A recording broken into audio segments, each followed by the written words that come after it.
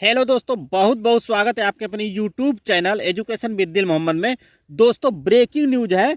Outsource निगम का खाका तैयार, मिलेगी कई सुविधाएं। 8.5 लाख संविदा कर्मियों के लिए कुला पिटारा निगम की प्रक्रिया शुरू। तो साथियों, इस न्यूज के बारे में आज पूरी चर्चा करेंगे। तो वीडियो शुरू करने से पहले आपसे एक छोटा सा रिक्वेस्ट है कि यदि आप हमारे चैनल पर नए हैं तो चैनल को सब्सक्राइब करके बेल आइकन को प्रेस कर दें ताकि नेक्स्ट आने वाले वीडियो का नोटिफिकेशन आपको सबसे पहले मिले। तो आइए साथियों, शुरू करते हैं वीडियो। साथियों, यूपी संविदा कर्मी गुड न्यूज। उत्तर प्रदेश की आउटसोर्स संविदा कर्मचारियों के लिए खुशखबरी है। उत्तर प्रदेश में उत्तर प्रदेश आउटसोर्स सेवा निगम का खाका तैयार कर लिया गया है। अब आउटसोर्स संविदा कर्मियों को स्वास्थ्य समेत कई सुविधाएं दी जाएगी। अब संविदा कर्मियों की 4 श्रेणियों में भर्ती की जाएगी। अन्य कार्मिकों की भर्ती अब 4 श्रेणियों में बनाकर होगी। इन्हें अधिकतम 25,000 और न्यूनतम 15,000 वेतन दिया जाएगा। आगे है साथियों, यूपी संविदा कर्मी good news today. Uttar Pradesh सरकार उत्तर प्रदेश के लाखों आउटसोर्स संविदा कर्मियों के नई सुविधा देने जा रही है। सुविधाओं के साथ साथ आउटसोर्स संविदा कर्मचारियों के वेतन में भी वृद्धि की जाएगी। इसके लिए आउटसोर्स निगम का खाका तैयार कर लिया गया है। निगम के जरिए विभिन्न विभागों में आउटसोर्स कर्मियों की भांति प्रक्रिया शुरू होने से उनके वेतन भुगतान संबंधित विवाद भी खत्म हो जाएंगे। वर्तमान में करीब 8 लाख से अधिक आउटसोर्स संविदा कर्मी काम कर रहे हैं। इन संविदा कर्मियों को एजेंसियों को ओर से न तो टाइम से भुगतान किया जाता है और ना ही ईएसआई, ईपीएफ और जीएसटी की राशि का हिसाब किया जाता है। वेतन को लेकर भी लगातार शिकायतें मिलती रहती हैं। अब शोषण के इन तरीकों से बचने के लिए निगम बनाने की तैयारी शुरू कर दी गई है। सरकार की ओर से तैयारी किए गए निगम के मसौदे कार्मिकों के हितों को ध्यान में रखकर कई बड़े प्रावधान किए गए हैं। अब संविदा कर्मियों के चयन के लिए एक नया पोर्टल तैयार किया जाएगा।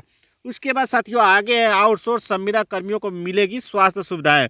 उत्तर प्रदेश आउटसोर्स कर्मचारी निगम के मसौदे के अनुसार ईएसआई के तहत दी जाने वाली सभी स्वास्थ्य सुविधाएं दी जाएगी।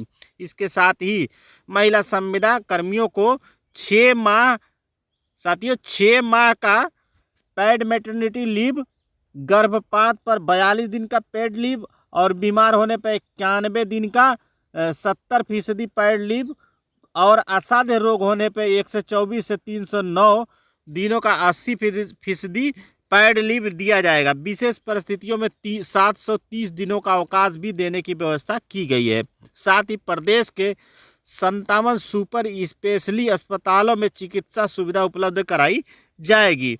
आउटसोर्स कर्मियों को मिलेगी ईपीएफ और पेंशन की सुविधा। नए निगम बनने के बाद आउटसोर्स कर्मियों को ईपीएफ के बड़े लाभ मिलेंगे। इसके अंतर्गत दुर्घटना में मृत्यु होने पर परिवार को 2.5 लाख से 7 लाख तक की आर्थिक मदद सरकार द्वारा दिए जाएगी और 60 वर्ष की उम्र होने पर 1,000 से लेकर के 75,000 तक पेंशन तथा विधवा को 1,000 से 29,900 पेंशन। अविवाहित कर्मी की मृत्यु होने पर पिता को आजीवन 1,000 से लेकर 2,900 तक की पेंशन दी जाएगी।